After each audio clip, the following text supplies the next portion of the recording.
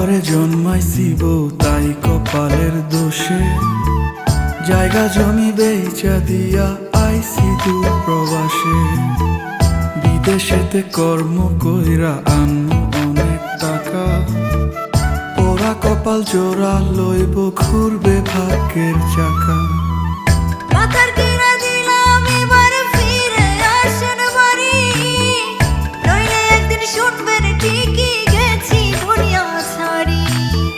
সত্যি কথা বলছি রে বউ, জানতে যদি চাস বলবো শুধু